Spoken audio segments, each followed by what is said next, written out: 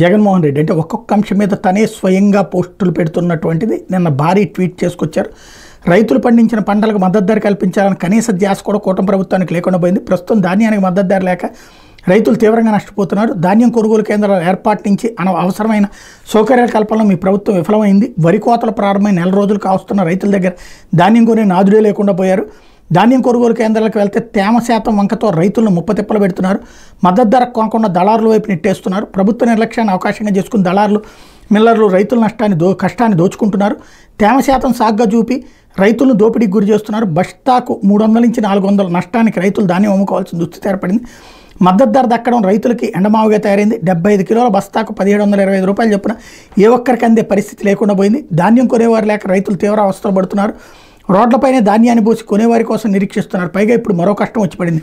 Fengal తుఫాను ప్రభావంతో కురుస్తున్న వర్షాలతో రైతులు పండించిన పంటంతా తడిసి ముద్దయింది. రంగు మారిపోయే పరిస్థితి ఏర్పడింది. తుఫాను వస్తుందని 4 రోజులు ముందుగానే వాతావరణ శాఖ హెచ్చరికలు జారీ చేసింది. అయినా సరే ప్రభుత్వం ముద్దు నిద్ర వేయలేదు.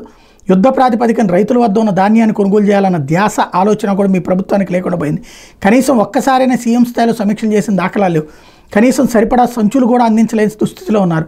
కృష్ణా గోదావరి డెల్టా పరిధిలో ఎక్కడికి వెళ్ళినా కిలోమీటర్ల కొద్దీ ధాన్యం రాసులు కోడ్లపైన కనిపిస్తున్నాయి.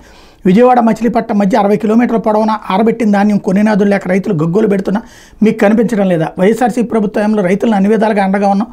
5 ఏళ్లు పారదర్శకంగా ధాన్యం కొనుగోలు చేసాం. ప్రతి రైతుకి కనీస మద్దతు ధర కల్పించాం. అంతేకాదు గన్ని సంచులు లేబర్ రవాణా ఛార్జీలను ప్రభుత్వం ద్వారానే అదనంగా ఇస్తూ వచ్చాం. ఇంటిగ్రేటెడ్ కాల్ సెంటర్లోని టోల్ ఫ్రీ నెంబర్ 1555251తో పాటు ధాన్యం కొనుగోలు సందర్భంగా తలెత్తే సమస్యల పరిష్కారం కోసం ప్రత్యేకంగా 1967తో కూడిన టోల్ ఫ్రీ నెంబర్ ఏర్పాటు చేశాం. గతేడాది ఇదే సమయంలో వచ్చిన మిచాంగ్ తుఫాన్ సమయంలో రైతులను ఆదుకునేందుకు జిల్లాకు సీనియర్ ఐఏఎస్ అధికారిని నియమించి రైతుల వద్ద ఉన్న ధాన్యాన్ని యుద్ధ ప్రాతిపదికన కొనుగోలు చేశాం. కళ్ళాల నుంచి ధాన్యాన్ని తరలించేందుకు ఇబ్బంది లేకుండా ఉండేందుకు నాడు ప్రతి జిల్లాకు 1 కోటి కార్పస్ ఫండ్ కూడా ఇచ్చాం.